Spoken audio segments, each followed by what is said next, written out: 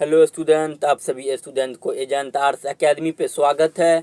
तो कैसे हैं आप? सब ठीक होंगे और मन दिल लगाकर पढ़ाई करते होंगे। तो आज हम लोग बात करने वाले हैं क्लास 12 हिंदी का चौथा चैप्टर, जो चैप्टर का नाम है अर्धनारीश्वर, जिसका जो राइटर है रामधारी सिंह दिनकर। इससे पहले जो हम लोग है ना 3 को चैप्टर पढ़ चुके हैं। जो पहला चैप्टर का नाम था बातचीत, दूसरा चैप्टर का नाम था उसने कहा था, तीसरा चैप्टर का नाम है संपूर्ण क्रांति। इस 3 को चैप्टर हो गया ऑलरेडी। तो आप लोग अगर नहीं देखे हैं तो पहले उसको जाकर देख लीजिए। इस वीडियो के डिस्क्रिप्शन में लिंक दे देंगे, आप लोग उसको भी जाकर देख लीजिएगा। तो इसमें आज को हम क्या पढ़ना है इस चैप्टर का, जिस चैप्टर का तो पहले हम थ्योरी पढ़ लेते हैं, उसके बाद जो है इस चैप्टर का जितना ऑब्जेक्टिव क्वेश्चन बनता है उसको भी पढ़ लेंगे। तो आप लोग जो है ना पहले सभी प्रश्न को अच्छे से याद कर लिए, थ्योरी में याद हो जाएगा, उसके बाद ऑब्जेक्टिव क्वेश्चन तो और आसान आपको लगने लगेगा। तो चलिए आज का जो हमारा प्रश्न है उसको पहले देखते हैं। तो आज का जो हमारा पहला प्रश्न है उसको पहले आप लोग सभी प्रश्न को बाबू अच्छे से याद कर लीजिएगा। यही सब प्रश्न है ना बहुत एग्जाम में पूछे जाने वाले हैं। तो चलिए आप देख लेते हैं आज का जो हमारा पहला ये प्रश्न है कि प्रश्न क्या है कि जो रामधारी सिंह दिनकर का जन्म कब हुआ था। आप लोग सभी को अच्छे से याद कर लीजिए, सभी को अच्छे से याद कर लीजिएगा कि रामधारी सिंह दिनकर का जन्म कब हुआ था। 23 सितंबर 1907 ईस्वी को हुआ था। इसका जो निधन कब हुआ था, 24 अप्रैल 1974 ईस्वी को। तो रामधारी सिंह दिनकर जो था ना उसका निधन हो गया था। इसका जन्म स्थान कहाँ था? सिमरिया बेगूसराय बिहार था। रामधारी सिंह दिनकर का जन्म स्थान कहाँ था? सिमरिया बेगूसराय बिहार था। इसका माता पिता का क्या नाम था? माता का नाम था मनरूपी देवी एवं पिता का क्या नाम था? रवि सिंह। पत्नी का क्या नाम था? श्यामावती देवी। आप लोग जो है ना इस सभी को अच्छे से याद कर लीजिए। यही सब है ना बोर्ड एग्जाम में पूछे जाने वाले। इससे बाहर आप लोग को बाबू वहाँ कुछ नहीं मिलेगा देखने के लिए। आप लोग सभी को अच्छे से याद कर लीजिए। अगर आप लोग इसका जो अगर पीडीएफ अगर लेना चाहते हैं ना तो टेलीग्राम पे जाके सर्च मारिएगा एजेंट आर्ट्स एकेडमी, तो वहाँ हमारा चैनल आ जाएगा, आप उसमें ज्वाइनिंग हो जाइएगा। तो इसका जो है ना क्लास खत्म होते ही जस्ट पीडीएफ टेलीग्राम पे प्रोवाइड करवा देते हैं, व्हाट्सएप ग्रुप पे दोनों पे ही प्रोवाइड करवा देते हैं। आप लोग इस वीडियो के डिस्क्रिप्शन में दोनों ग्रुप का लिंक दे देंगे, आप लोग दोनों में ज्वाइनिंग अच्छे से हो जाइएगा। चलिए एक बार पहले रिवाइज भी कर लेते हैं। क्या है रिवाइज में, क्या है कि जो रामधारी सिंह दिनकर का जन्म कब हुआ था? 23 सितंबर 1907 ईस्वी को हुआ था। इसका निधन कब हुआ था? 24 अप्रैल 1974 को हुआ था। इसका जन्म स्थान कहाँ था? सिमरिया बेगूसराय बिहार था। इसका माता पिता का क्या नाम था? माता का नाम था मनरूपी देवी, पिता का क्या नाम था बाबू? रवि सिंह। इसका जो पत्नी का क्या नाम था? श्यामावती देवी। आप लोग सभी को अच्छे से याद कर लिए, यही सब है ना पूछा जाता है बोर्ड एग्जाम में। तो चलिए क्वेश्चन आज का जो दूसरा क्या उसको पहले देख लेते हैं। दूसरा कि इसका जो कीर्ति है, जो महत्वपूर्ण कीर्ति है उसको देख लेते हैं। इसका जो महत्वपूर्ण कीर्ति सब है उसको पहले देख लीजिए। आप लोग तो अच्छे से याद कर लीजिएगा कीर्ति सब को, कीर्ति सब भी पूछा जाता है। इसका जो है पहला कीर्ति का क्या नाम है? पर्णभंग, जो 1929 में लिखा गया था। दूसरा क्या है? रेणुका, 1935 में लिखा गया था। तीसरा क्या है? हुंकार, जो 1938 में लिखा गया था। चौथा क्या है? रसवंती, जो 1940 में लिखा गया था। पांचवा क्या? कुरुक्षेत्र, 1946 में। स्मृति, 1952 में। नीलकुसुम, 1954 में। उर्सवरी, 1961 में। परशुराम की प्रतीक्षा, 1963 में। कोलकाता कोमलता कवि कब लिखा गया था? 1964 में। और हारे को हरिनाम कब लिखा गया था? 1970 में। आप लोग सभी को अच्छे से याद कर लीजिए, यही सब है ना बोधक एग्जाम में पूछे जाने वाले। आप लोग इससे बाहर आप लोग को कुछ नहीं मिलेगा वहाँ देखने के लिए। आप लोग सभी को अच्छे से याद करिए। चलिए एक बार रिवाइज कर लेते हैं। पर्णभंग कब लिखा गया था? 1929 ईस्वी में। रेणुका 1935 ईस्वी में। हुंकार 1938 ईस्वी में। रसवंती 1940 ईस्वी में। कुरुक्षेत्र 1946 ईस्वी में। स्मृति 1952 ईस्वी में। नीलकुसुम 1954 ईस्वी में। उर्सवरी 1961 ईस्वी में। परशुराम की प्रतीक्षा 1963 ईस्वी में। कोमलता और कवि 1964 ईस्वी में। हारे को हरिनाम कब लिखा गया था? 1970 ईस्वी में। आधे भी लिखे हैं, जो इसका जो महत्वपूर्ण है ना वही सब लिए हम। जो महत्वपूर्ण जो बोर्ड एग्जाम में पूछा जाता है बाबू उसी को लिए। तो आप लोग सभी को अच्छे से याद कर लीजिएगा, सभी को अच्छे से याद करिए आप लोग। इसका जो गद्य कीर्ति है उसको भी देख लेते हैं। मिट्टी की ओर 1946 ईस्वी में। अर्धनारीश्वर 1952 ईस्वी में। संस्कृत के 4 अध्याय 1956 में लिखा गया था। संस्कृत के 4 अध्याय कब लिखा गया था? 1956 में लिखा गया था। जो संस्कृत के 4 अध्याय जो है ना इसी को इसका जो साहित्यिक अकादमी पुरस्कार दिया गया था। रामधारी सिंह दिनकर को संस्कृत के 4 अध्याय पर जो साहित्यिक अकादमी पुरस्कार दिया गया था। अगर यहाँ आप देख रहे हैं उर्सवरी देख रहे हैं ना, जो 1961 में लिखा गया था उर्सवरी, इस पे दिया गया था, इसको ज्ञानपीठ पुरस्कार दिया गया था। जो इसको ज्ञानपीठ पुरस्कार कुंची पे दिया गया था? उर्सवरी पे दिया गया था। और संस्कृत के 4 अध्याय पर 1956 में जो लिखा गया था इस पे दिया गया था साहित्यिक अकादमी पुरस्कार। आप लोग इसका जो है ना पुरस्कार को भी अच्छे से याद कर लीजिएगा बाबू। तो इसका अब चौथा क्या है? वाक्य की भूमिका 1958 में लिखा गया था। वाक्य की भूमिका कब लिखा गया था? 1958 में। वत पीपल 1961 में। शुद्ध कविता की खोज 1956 में। दिनकर की डायरी 1973 में। आदि भी लिखे हैं। तो इसका जो महत्वपूर्ण है ना, हम वही सब को लिए हैं जो बोर्ड एग्जाम में पूछे जाने वाले हैं, आपको वही सब लिए। तो आप लोग सभी को अच्छे से याद कर लीजिए। पहले इसका जो थ्योरी है याद कर लीजिए। इसके बाद तो आपका ऑब्जेक्टिव क्वेश्चन है ना पूरा आसान लगने लगेगा। आप लोग सभी को अच्छे से याद कर लीजिए। तो चलिए हम लोग आगे बढ़ते हैं। जो इसका जो पुरस्कार दिया गया था उसको आप देख लेते हैं। इसका क्या पुरस्कार दिया गया था? संस्कृत के 4 अध्याय पर साहित्य अकादमी पुरस्कार दिया गया था। आप लोग ये जानते हैं अच्छे तरीके से। पहले बात कर लिए हम लोग। उर्सवरी पर क्या दिया गया था? भारतीय ज्ञानपीठ पुरस्कार दिया गया था। इसको भी हम लोग देख लेते पहले ही। जो उर्सवरी पे क्या दिया गया था? भारतीय ज्ञानपीठ पुरस्कार दिया गया था। और संस्कृत के 4 अध्याय पर साहित्य अकादमी पुरस्कार दिया गया था। आप लोग दोनों को अच्छे से याद कर लीजिए। इसका जो है ना, इसका जो एक पद्म भूषण एवं कई अलंकारों से सम्मानित किया गया था। इसको जो पद्म भूषण एवं कई अलंकारों से सम्मानित किया गया था। यह राष्ट्रकवि के रूप में भी संपादक है। जो राष्ट्रकवि के रूप में, जो राष्ट्रकवि हमारा कौन है? रामधारी सिंह दिनकर। राष्ट्रकवि कौन है? रामधारी सिंह दिनकर। जो रामधारी सिंह दिनकर है वह कौन सा युग के कवि है? कौन युग के कवि है? वह छायावादी द्व्यंतर युग के कवि है। कौन युग के कवि है? छायावादी द्व्यंतर युग के कवि है। आप लोग सभी को अच्छे से याद कर लिए। इसका साहित्य अकादमी पुरस्कार दिया गया था संस्कृत के 4 अध्याय पर। और उर्सवरी पर भारतीय ज्ञानपीठ पुरस्कार दिया गया था। यह राष्ट्रकवि के रूप में भी प्रसिद्ध है। इसका जो कौन युग के कवि है? छायावादी द्व्यंतर युग के कवि है। इतना ही इसका जो थ्योरी था ना, आप लोग थ्योरी को अच्छे से देख लिए होंगे। चलिए इसका जो आज का जो हमारा पहला प्रश्न ऑब्जेक्टिव है उसको देख लेते हैं। आप लोग सभी प्रश्न को अच्छे से याद कर लीजिएगा बाबू। तो चलिए आज का जो हमारा पहला प्रश्न उसको देख लेते हैं। पहला प्रश्न क्या है कि ज्ञानपीठ पुरस्कार सम्मानित रचना है। ऑप्शन नंबर ए में उर्सवरी, ऑप्शन नंबर बी में रेणुका, ऑप्शन नंबर सी में कुरुक्षेत्र, ऑप्शन नंबर डी में इनमें से कोई नहीं। इसका जो सही आंसर हो जाएगा ना, ऑप्शन नंबर ए हो जाएगा। जो ज्ञानपीठ पुरस्कार से सम्मानित रचना कौन है? रामधारी दिनकर को जो ज्ञानपीठ पुरस्कार दिया गया था उर्सवरी पर दिया गया था। किस पे दिया गया था बाबू? उर्सवरी पे दिया गया था। आप लोग जो है ना सभी प्रश्न को अच्छे से याद कर लीजिएगा। उर्सवरी पे जो था ना, रामधारी सिंह दिनकर को भारतीय ज्ञानपीठ पुरस्कार दिया गया था। ऑप्शन नंबर ए हो जाएगा। तो चलिए क्वेश्चन नंबर बी को देख लेते हैं। क्वेश्चन नंबर बी में क्या है? युद्ध और शांति की समस्या पर लिखी गई काव्य कृति क्या? ऑप्शन नंबर ए में कुरुक्षेत्र, ऑप्शन नंबर बी में रश्मि, ऑप्शन नंबर सी में परशुराम की प्रतीक्षा, ऑप्शन नंबर डी में इनमें से कोई नहीं। इसका जो सही आंसर हो जाएगा ना बाबू, ऑप्शन नंबर ए हो जाएगा। युद्ध और शांति की समस्या पर लिखी गई काव्य कृति क्या? कुरुक्षेत्र। ऑप्शन नंबर ए हो जाएगा। क्या हो जाएगा बाबू? ऑप्शन नंबर ए हो जाएगा, कुरुक्षेत्र हो जाएगा। तो चलिए क्वेश्चन नंबर 3 को देख लेते हैं। क्वेश्चन नंबर तीन में क्या है कि अर्धनारीश्वर किस विधा से संबंध है? ऑप्शन नंबर ए निबंध, ऑप्शन नंबर बी में कहानी, ऑप्शन नंबर सी में एकांकी, ऑप्शन नंबर डी में व्यंजय। जो अर्धनारीश्वर क्या है बाबू? एक निबंध है। क्या है? एक निबंध है। अर्धनारीश्वर क्या है? एक निबंध है। क्या है? अर्धनारीश्वर एक निबंध है। तो चलिए कुछ 4 को देख लेते हैं कि अर्धनारीश्वर शीर्षक निबंध के निबंधकार कौन है? ऑप्शन नंबर ए में Ramdhari Singh Dinkar, option number A में मैथिली शरण गुप्त, ऑप्शन नंबर सी में Sumitranand Pant, option number D में जगदीश चंद्र माथुर। इसका जो सही आंसर हो जाएगा ना, ऑप्शन नंबर ए हो जाएगा। जो अर्धनारीश्वर शीर्षक निबंध के निबंधकार कौन है? रामधारी सिंह दिनकर है। कौन है? रामधारी सिंह दिनकर है। यहाँ जगदीश चंद्र माथुर दिख रहा है हमको। तो एक क्वेश्चन जो जितना क्वेश्चन बनता है हम उसको भी प्रयास करते हैं कि बताने के लिए, उसको भी आप लोग याद कर लीजिए। जो अर्धनारीश्वर जो किसने लिखा था? जो अर्धनारीश्वर चैप्टर ई है, जो अर्धनारीश्वर को तो किसने लिखा था? रामधारी सिंह दिनकर ने लिखा था। जो जगदीश चंद्र माथुर जो क्या लिखा था? जो जगदीश चंद्र माथुर जो था ना, वह क्या लिखा था? आप लोग इसका जो है जल्दी कमेंट करिए। आप लोग कमेंट नहीं करते, इसका जो जल्दी कमेंट करिए। उसके बाद हम इसका जो आप लोग जल्दी कमेंट करिएगा ना, इसका जस्ट आंसर हम बताएंगे। इसका जो क्या था, जो जगदीश चंद्र माथुर लिखा था, मतलब उसका रचना का क्या नाम था? जो रामधारी सिंह दिनकर की रचना का नाम था अर्धनारीश्वर। जो जगदीश चंद्र माथुर का रचना क्या था? आप लोग जल्दी कमेंट करिए। आप लोग कमेंट नहीं करते, कमेंट करिए। इसका जो आंसर जल्दी कमेंट करिए। आप लोग कमेंट नहीं करते, आप लोग कमेंट करते रहिए। तो चलिए क्वेश्चन नंबर 5 को देख लेते हैं। क्वेश्चन नंबर 5 में क्या है कि रामधारी सिंह दिनकर का मृत्यु कब हुआ था? ऑप्शन नंबर ए में है 22 अप्रैल 1921 को, ऑप्शन नंबर ए में 23 अप्रैल 1973 को, ऑप्शन नंबर ए में 24 अप्रैल 1974 को, ऑप्शन नंबर डी में 25 अप्रैल 1975 को। इसका जो सही आंसर हो जाएगा ना बाबू, ऑप्शन नंबर सी हो जाएगा। जो रामधारी सिंह दिनकर का मृत्यु कब हुआ था? 24 अप्रैल 1974 को हुआ था। जो रामधारी सिंह दिनकर का निधन कब हुआ था? 24 अप्रैल 1974 को हुआ था। कब हुआ था? 24 अप्रैल 1974 को।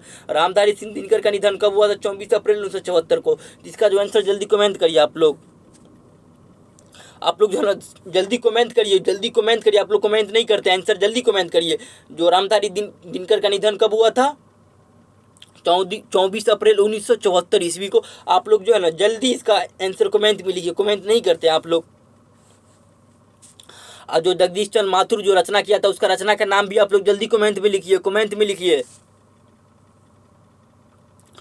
तो चलिए क्वेश्चन नंबर 6 को देख लेते हैं। क्वेश्चन नंबर 6 में क्या कि रामधारी सिंह दिनकर का जन्म कहाँ हुआ था? ऑप्शन नंबर ए में Itarsi Madhya Pradesh, option number A में ढाका बांगा, ऑप्शन नंबर ए में Lohia Uttar Pradesh, option number A में डी में सिमरिया बेगूसराय बिहार। जो रामधारी सिंह दिनकर का जन्म कहाँ हुआ था? Simaria Begusarai Bihar, option number D हो जाएगा।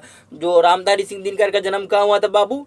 सिमरिया बेगूसराय बिहार। तो आप लोग जो है ना सभी प्रश्न का आंसर कमेंट करते रहिए, कमेंट नहीं करते आप लोग कमेंट करिए। तो चलिए क्वेश्चन नंबर 7 को देख लेते हैं। क्वेश्चन नंबर 7 में क्या है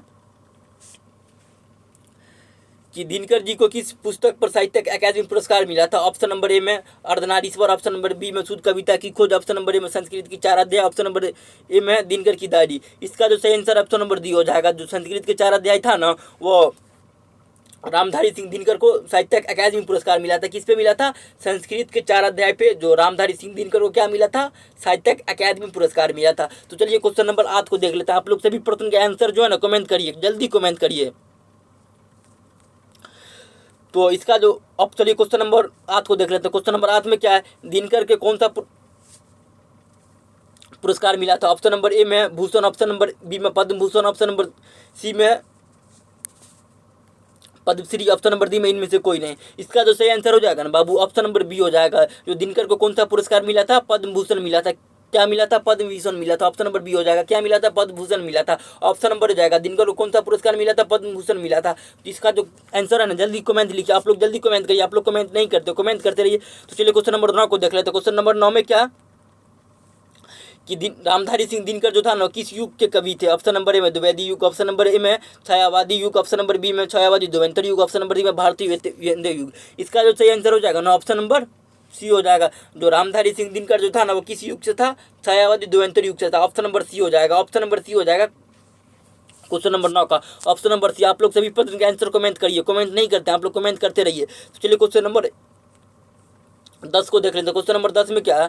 जिस पुरुष की नारीत्व नहीं है वह क्या है? जो जिस पुरुष में नारीत्व नहीं है वह क्या होता है? ऑप्शन नंबर ए में संपूर्ण, ऑप्शन नंबर बी में अपूर्ण, ऑप्शन नंबर बी में अधूरा, ऑप्शन नंबर डी में इनमें से कोई नहीं। इसका जो सही आंसर हो जाएगा ना जिस पुरुष में नारीत्व नहीं होता वह क्या होता है? अपूर्ण होता है। ऑप्शन नंबर बी हो जाएगा, अपूर्ण होता है। क्या होता है? अपूर्ण होता है। जिस पुरुष में नारीत्व नहीं होता है ना वो क्या होता है? अपूर्ण होता है। ऑप्शन नंबर बी हो जाएगा क्वेश्चन नंबर 10 का। तो चलिए क्वेश्चन नंबर 11 को देख लेते हैं। तो क्वेश्चन नंबर 11 में क्या? क्वेश्चन नंबर 11 में क्या है कि अर्धनारीश्वर का जो अर्थ क्या होता है? जो अर्धनारीश्वर है ना जो उसका अर्थ क्या होता है? ऑप्शन नंबर ए में आधी नारी, ऑप्शन नंबर बी में पूरी नारी, ऑप्शन नंबर सी में आधा पुरुष। इसका जो सही ऑप्शन नंबर डी में क्या है? इसका जो डी देख लीजिए। ऑप्शन नंबर डी में क्या है कि अर्धनारीश्वर शंकर और प्रवृत्ति का कल्पित रूप है जिसका आधा अंग पुरुष और आधा अंग नारी का होता है। ऑप्शन नंबर डी हो जाएगा। इसका जो सही आंसर हो जाएगा ना ऑप्शन नंबर डी हो जाएगा।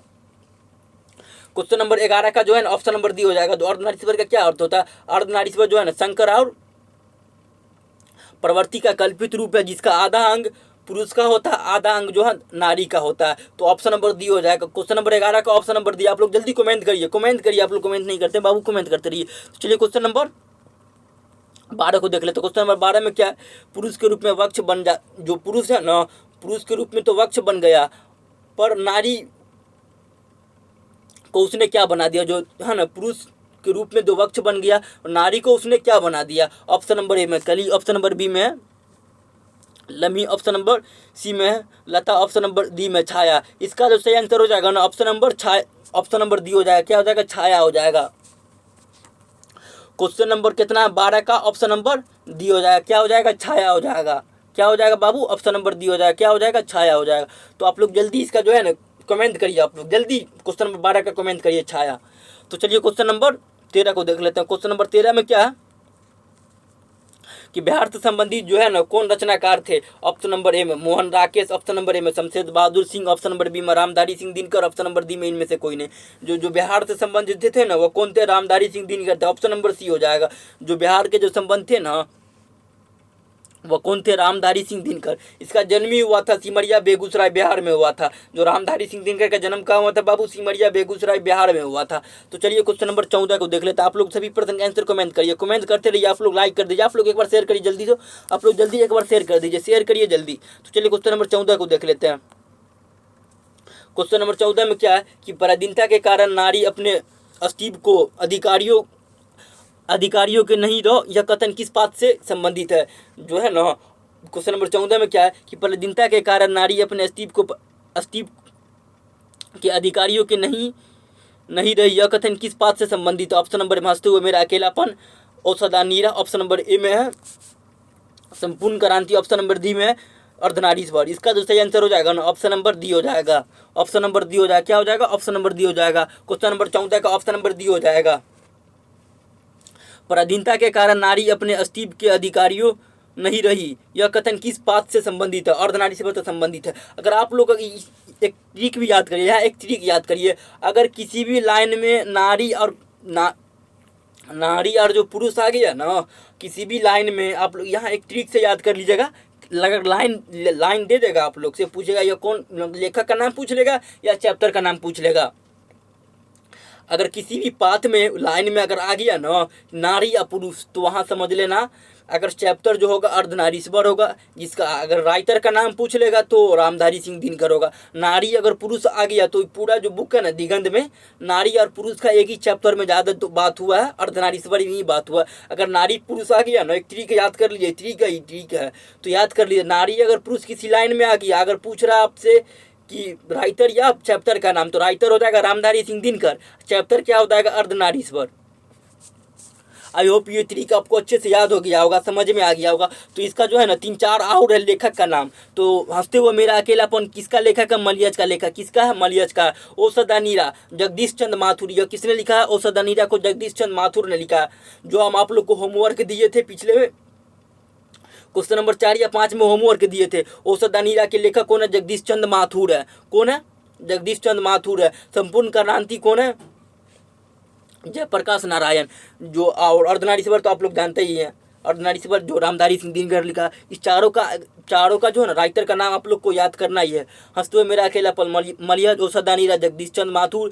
और 80 में क्या है कि संपूर्ण क्रांति किसने लिखा? जयप्रकाश नारायण। अर्धनारीश्वर किसने लिखा? रामधारी सिंह दिनकर। चारों का आप लोग अच्छे से याद कर लीजिएगा। तो चलिए क्वेश्चन नंबर 15 को देख लेते हैं। आप लोग कमेंट करिए, चारों का आंसर जल्दी कमेंट करिए। तो चलिए क्वेश्चन नंबर 15 को देख लेते हैं। क्वेश्चन नंबर 15 में क्या है कि रामधारी सिंह दिनकर की कौन सी रचना है? ऑप्शन नंबर ए में औषधा नीरा, ऑप्शन नंबर बी में पल्लव, ऑप्शन नंबर सी में स्मृति, ऑप्शन नंबर डी में कामायनी। इसका जो सही आंसर हो जाएगा ना, ऑप्शन नंबर सी हो जाएगा। जो है ना रामधारी सिंह दिनकर कौन सी रचना? स्मृति रचना। कौन सी रचना? स्मृति रचना। औषधा नीरा तो आप लोग को पता ही है, सदा नीरा किसका? जगदीश चंद्र माथुर का है। किसका है? जगदीश चंद्र माथुर का। औषधा नीरा सदा नीरा आ गया तो औषधा नीरा भी शॉर्टकट में भी दे देता है, तो आप लोग याद करिएगा।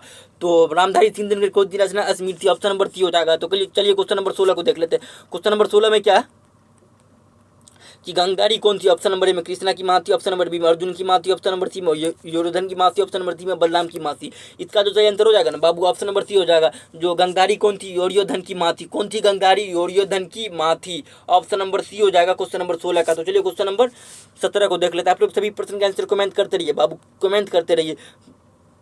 प्रेमचंद्र क्या थे? ऑप्शन नंबर ए में गीतकार, ऑप्शन नंबर बी में कथाकार, ऑप्शन नंबर सी में फिल्मकार, ऑप्शन नंबर डी में संगीतकार। जो प्रेमचंद्र क्या थे? कथाकार थे। कौन थे? कथाकार थे। ऑप्शन नंबर बी हो जाएगा। जो प्रेमचंद्र क्या थे बाबू? कथाकार थे। ऑप्शन नंबर बी हो जाएगा। इसका जल्दी कमेंट आप लोग करिए, आंसर जल्दी कमेंट करते रहिए।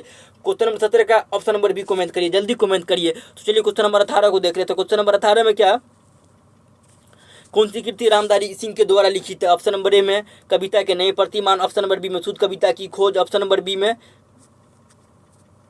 ऑप्शन नंबर सी में क्या है? स्मृति की रेखा, ऑप्शन नंबर डी में इनमें से कोई नहीं। इसका जो सही आंसर हो जाएगा ना क्वेश्चन नंबर 18 का ऑप्शन नंबर बी हो जाएगा। शुद्ध कविता की खोज जो है ना, यह रामधारी सिंह दिनकर के लिखा। बाबू यहाँ थोड़ा खोज में थोड़ा प्रॉब्लम हो गया, खोज में कहीं सही से नहीं लिखा खोज, इसके लिए माफ़ी चाहता हूँ। आप लोग खोज कर लीजिएगा, इसको खोज कर लीजिए, शुद्ध कविता की खोज। कौन सी कृति जो रामधारी सिंह दिनकर के द्वारा लिखी थी? शुद्ध कविता की खोज, ऑप्शन नंबर बी हो जाएगा। इसका जल्दी आप लोग आंसर कमेंट करिए, जल्दी आप लोग जो है ना इसका आंसर कमेंट करिए, जल्दी कमेंट करिए। चलिए क्वेश्चन नंबर 19 को देख लेते हैं। क्वेश्चन नंबर 19 में क्या कि प्रेमचंद की रचना, ऑप्शन नंबर ए में शेखर एक जीवनी, ऑप्शन नंबर बी में पुरस्कृत, ऑप्शन नंबर सी में सिपाही की मां, ऑप्शन नंबर डी में मेरी वियतनाम यात्रा, ऑप्शन नंबर बी हो जाएगा। जो प्रेमचंद्र की रचना कौन है? पुष्प की रात जो है ना प्रेमचंद की रचना। इसका आंसर जल्दी कमेंट करिए। क्वेश्चन नंबर 19 का आंसर जल्दी कमेंट करिए। जो प्रेमचंद की रचना कौन है? पुष्प की रात जो है ना, जल्दी आप लोग कमेंट करिए। प्रेमचंद की रचना कौन है? पुष्प की रात। कमेंट करने से आप लोग को बहुत फायदा हो जाएगा कि आप लोग को जो है ना सभी प्रश्न अच्छे से याद हो जाएगा। जो पुष्प की रात किसकी रचना? प्रेमचंद की रचना। पुष्प की रात किसकी रचना? प्रेमचंद की रचना। ऑप्शन नंबर बी हो जाएगा क्वेश्चन नंबर 19 का। चलिए क्वेश्चन नंबर 20 को देख लेते हैं। अर्धनारीश्वर का किसका कल्पित रूप था? ऑप्शन नंबर ए में शिव और पार्वती का, ऑप्शन नंबर बी विष्णु और लक्ष्मी का, ऑप्शन नंबर सी में राधा और कृष्णा का, ऑप्शन नंबर डी इनमें से कोई नहीं। इसका जो सही आंसर हो जाएगा ना ऑप्शन नंबर ए हो जाएगा। जो अर्धनारीश्वर जो है किसका कल्पित रूप? शिव और पार्वती का कल्पित रूप था। किसका कल्पित रूप है? जो अर्धनारीश्वर जो है ना बाबू, किसका कल्पित रूप है? शिव और पार्वती का कल्पित रूप। तो ऑप्शन नंबर ये हो जाएगा 20 का ऑप्शन नंबर ए। आप लोग जल्दी इसका जो ऑप्शन नंबर ए कमेंट करिए। आप लोग कमेंट नहीं करते, कमेंट करते रहिए। तो अर्धनारीश्वर जो था ना क्वेश्चन नंबर 21 में क्या है कि रामधारी सिंह दिनकर के पिता का क्या नाम था? ऑप्शन नंबर ए में Manoj Singh, option number B में Surendra Singh, option number D में Ravi Singh, option number D में महेश सिंह। इसका जो सही आंसर हो जाएगा ना, जो रामधारी सिंह दिनकर के पिता का क्या नाम था? रवि सिंह था। ऑप्शन नंबर सी हो जाएगा, ऑप्शन नंबर सी। जो रामधारी सिंह दिनकर का जो था ना पिता का क्या नाम था? Ravi Singh. Option number C. Question number 21 का ऑप्शन नंबर सी। तो चलिए क्वेश्चन नंबर 22 को देख लेते हैं। क्वेश्चन नंबर 22 में क्या कि रामधारी सिंह दिनकर का माता का क्या नाम था? ऑप्शन नंबर में लक्ष्मी देवी, ऑप्शन नंबर बी में पार्वती देवी, ऑप्शन नंबर सी में मनरूपी देवी, ऑप्शन नंबर डी में है दिलतोरना देवी। इसका जो सही आंसर हो जाएगा ना ऑप्शन नंबर सी हो जाएगा। जो रामधारी सिंह दिनकर का माता का क्या नाम था? मनरूपी देवी। ऑप्शन नंबर सी हो जाएगा। क्या था? मनरूपी देवी। ऑप्शन नंबर सी हो जाएगा। इसका जल्दी कमेंट करिए आप लोग। जो रामधारी सिंह दिनकर के माता का नाम जल्दी कमेंट करिए, मनरूपी देवी। तो चलिए क्वेश्चन नंबर 23 को देख लेते हैं बाबू। चलिए क्वेश्चन नंबर 23 को देख लेते हैं। क्वेश्चन नंबर 23 में क्या है कि रामधारी सिंह दिनकर की पत्नी का क्या नाम था? ऑप्शन नंबर ए में माया देवी, ऑप्शन नंबर बी में छाया देवी, ऑप्शन नंबर डी में श्यामवती देवी, ऑप्शन नंबर डी में राजो देवी। इसका जो सही आंसर हो जाएगा ना ऑप्शन नंबर सी हो जाएगा। श्यामवती देवी जो था ना वो रामधारी सिंह दिनकर की पत्नी का नाम था। इसका पत्नी का क्या नाम था बाबू? ऑप्शन नंबर सी हो जाएगा। रामधारी सिंह दिनकर का पत्नी का क्या नाम था? श्यामावती देवी। ऑप्शन नंबर सी हो जाएगा। क्वेश्चन नंबर 23 का ऑप्शन नंबर सी। तो चलिए क्वेश्चन नंबर 24 को देख लेते हैं। क्वेश्चन नंबर 24 में क्या कि रामधारी सिंह दिनकर बीए किस विद्यालय से किया था? ऑप्शन नंबर ए में मुजफ्फरपुर, ऑप्शन नंबर बी में पटना, ऑप्शन नंबर सी में गया, ऑप्शन नंबर डी में आगरा। इसका जो सही आंसर हो जाएगा ना रामधारी सिंह जो था ना वह बीए किस विद्यालय से किया था? पटना से किया था। ऑप्शन नंबर बी हो जाएगा। कहाँ से किया था? पटना से किया था। ऑप्शन नंबर क्वेश्चन नंबर 24 का ऑप्शन नंबर बी। तो चलिए क्वेश्चन नंबर 25 को देख लेते हैं। क्वेश्चन नंबर 25 में क्या जो रामधारी सिंह दिनकर जो था ना ये किस विषय में किए थे? ऑप्शन नंबर ए में भूगोल, ऑप्शन नंबर बी में इतिहास, ऑप्शन नंबर सी में हिंदी, ऑप्शन नंबर डी में इंग्लिश। इसका जो सही आंसर हो जाएगा ना ऑप्शन नंबर बी हो जाएगा। जो रामधारी सिंह दिनकर जो था ना बीए किस में किया था? हिस्ट्री में किया था। ऑप्शन नंबर बी हो जाएगा। इतिहास में जो किया था रामधारी सिंह दिनकर जो बीए किस में किया था बाबू? ऑप्शन नंबर बी हो जाएगा। रामधारी सिंह दिनकर जो था ना वो बीए किस विषय में किया था? इतिहास में किया था। Option number B. इसका जल्दी आप लोग आंसर कमेंट करिए, जल्दी कमेंट करिए। चलिए क्वेश्चन नंबर 26 को देख लेते हैं। क्वेश्चन नंबर 26 में क्या है? क्वेश्चन नंबर 26 में क्या है कि रामधारी सिंह दिनकर को सबसे पहले कौन सी कृति प्रकाशित किया गया था? ऑप्शन नंबर ए में पर्णभंग, ऑप्शन नंबर बी में कुरुक्षेत्र, ऑप्शन नंबर सी में शुद्ध कविता की खोज, ऑप्शन नंबर डी में इनमें से कोई नहीं। इसका जो सही आंसर हो जाएगा ना ऑप्शन नंबर ए हो जाएगा। पर्णभंग जो था ना वो सबसे पहली कृति थी रामधारी सिंह दिनकर की। कौन कृति थी सबसे पहली जो प्रकाशित किया गया था? वो पहली कृति कौन थी? पर्णभंग। ऑप्शन नंबर ए हो जाएगा। क्वेश्चन नंबर 26 का ऑप्शन नंबर ए। जल्दी कमेंट करिए, आप लोग कमेंट नहीं करते हैं बाबू, कमेंट करते रहिए, आप लोग सभी प्रश्न आपको अच्छे से याद हो जाएगा। तो चलिए क्वेश्चन नंबर 27 को देख लें। जो आज का जो हमारा लास्ट प्रश्न क्वेश्चन नंबर 27 है। अब क्वेश्चन नंबर 27 में क्या है कि रामधारी सिंह दिनकर का जन्म बिहार के किस जिले में हुआ था? ऑप्शन नंबर ए में बेगूसराय, ऑप्शन नंबर बी में दरभंगा, ऑप्शन नंबर सी में मोतिहारी, ऑप्शन नंबर डी में इसका जो तीन ही ऑप्शन है बाबू, इसका जो सही आंसर हो जाएगा ना ऑप्शन नंबर ए हो जाएगा। जो बेगूसराय थे हुआ था, कहाँ था? बेगूसराय, सिमरिया बेगूसराय जो था ना वो रामधारी सिंह दिनकर का जन्म हुआ था। कहाँ हुआ था? बिहार के बेगूसराय जिले में, सिमरिया में पड़ता है बेगूसराय जिले। कहाँ पड़ता है? सिमरिया बेगूसराय जिले।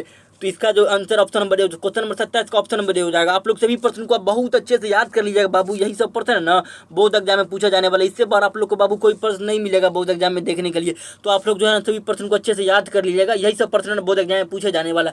तो आप लोग जो है ना सभी प्रश्न को अच्छे से याद कर लीजिएगा। इसका जो है ना 3 को चैप्टर पहले करवा दिए हैं। जो बातचीत चैप्टर है पहले हो गया, और उसने कहा था जो है वो पहले हो गया, और संपूर्ण कराती है और 3 गो हो गया। अगर आप लोग जो अगर नहीं देखे ना, इस वीडियो डिस्क्रिप्शन में इसका जो लिंक दे देंगे, आप लोग पहले उसको भी जाके देख लीजिएगा। आप लोग उसको भी देखिएगा ना तो शुरू से आप लोग का जो कवर हो जाएगा, अच्छे से कवर हो जाएगा। तो आप लोग उसको भी देख लीजिएगा, आप लोग सभी प्रश्न को अच्छे से याद कर लीजिएगा। यही सब प्रश्न ना बाबू बोर्ड एग्जाम में पूछे जाने वाला है। इससे बार आप लोग को कोई प्रश्न नहीं मिलेगा बोर्ड एग्जाम में। अगर आप लोग जो है ना अगर टेलीग्राम से जुड़ना चाहते हैं ना, तो जाके टेलीग्राम पे एजेंट आर्ट्स अकेडमी मारिएगा सर्च, तो हमारा चैनल आ जाएगा। तो आप लोग उसमें ज्वाइनिंग हो जाएगा। इसका जो जस्ट क्लास खत्म हो तो ये PDF है ना जो प्रोवाइड करवा देते हैं टेलीग्राम पे, तो आप लोग इसका जो टेंशन नहीं लीजिए, PDF का जो टेंशन नहीं लीजिए। आप लोग जो जस्ट क्लास खत्म होगा इसका जस्ट PDF है ना जो टेलीग्राम पे प्रोवाइड करवा देते हैं, आप लोग वहाँ से PDF प्राप्त कर सकते हैं।